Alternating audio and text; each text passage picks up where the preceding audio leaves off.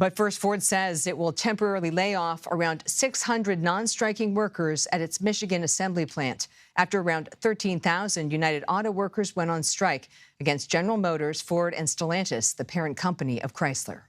The UAW staged walkouts Friday at selected plants in Michigan, Ohio, and Missouri. It's the first walkout to hit Detroit's Big Three at once after a contract dispute over pay, work hours, and pensions. And GM confirms they may have to idle their Fairfax assembly plant in Kansas City as early as next week due to the strike. Kris Van Cleave reports from Wayne, Michigan. Outside idled auto plants in 3 states. And in downtown Detroit, just feet from the annual auto show. Striking United Auto Workers making their voices heard. I think we deserve more pay. I've been here 24 years and ain't had a raise in 8 years. At the stroke of midnight, 12,700 UAW workers walked off the production line and joined the picket line. No justice! No Jeeps! Halting work at factories in Michigan, Missouri, and Ohio belonging to the nation's Big Three automakers, an unprecedented move to strike Ford, General Motors, and Stellantis simultaneously. Union President Shawn Fain rallied strikers. The billionaire class has been taking everything, and the working class has been left scraping paycheck to paycheck, just trying to survive. The union is strategically striking plants that make popular and lucrative SUVs and trucks like the Ford Bronco, the Jeep Wrangler, and the Chevy Colorado. It's a warning to automakers that more production disruption could be on the horizon. I don't think anybody wants to do this, but this is what we have to do, so this is what we're going to do. The union is seeking up to a 40% raise, job protections as automakers switch to less labor-intensive EVs, and an unwinding of concessions made during the Great Recession. The Big Three are negotiating on many of the demands, but so far their proposed raise is about half. We have a historic offer on the table. GM CEO Mary Barra. Why not just give them what they're asking for? We have to make sure the company's going to succeed for the next 115 years. And that means we need to invest in the products you see around me.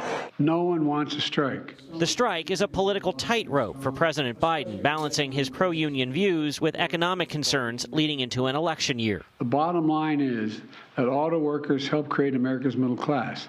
They deserve a contract that sustains them in the middle class. Parts supplier Global Technology sells wheels to several automakers. CEO Dale Hadel says they'll feel the impact immediately and will be forced to consider cutting staff if the strike drags on. Fortunately, there'll be other orders from other customers that are non-Detroit 3, but not enough to carry all your costs and everything. So there will be some furloughs. And Kris Van Cleave joins us now from Wayne, Michigan. Kris, I was taking some notes during your report, and I was struck by that striking worker who said she hadn't had a raise in 8 years. How do these CEOs justify that? Well, you have a system here where there are tiers as to how long it takes people to move up. That's one of the things that the United Auto Workers is trying to get rid of in the negotiations. And for the most part, that's a point where auto workers are happy to negotiate.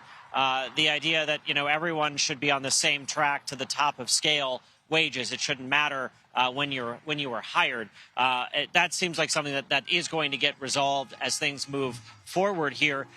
Some automakers rely on more temporary workers than others. That's another point of conversation that varies between the automakers. I do want to clarify one thing Mary Barra was talking about, where she talks about needing to be able to invest in the hard product, the cars that were around her.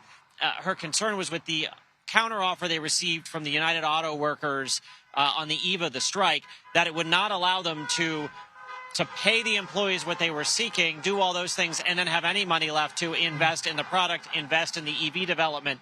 And that's a place where they are continuing to work. They hope to be back at the negotiating table over the weekend with the UAW to chart a course forward. And certainly they would like to end this strike as quickly as possible, Catherine. Well, thanks for clarifying both of those points.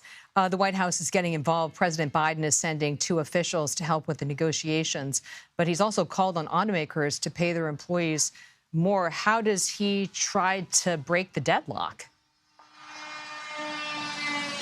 Well, the challenge for the president is you have a very pro-labor president who also needs to run for re-election on a healthy economy, and a prolonged auto strike is not great for the economy. So I think you can see in his messaging today pressure on the automakers to make a deal, and also communicating to the unions that he would like to see this be a short strike, and perhaps sending representatives from the administration to help talk to both sides, maybe that extra set of ears in a room that perhaps pushes this over. One of the frustrations from the automakers side certainly was that between Tuesday evening and late Thursday, they received almost no response from the United Auto Workers as far as they were continuing to make offers. And then they got a counter late Thursday, that they felt was the asks were still just far too great.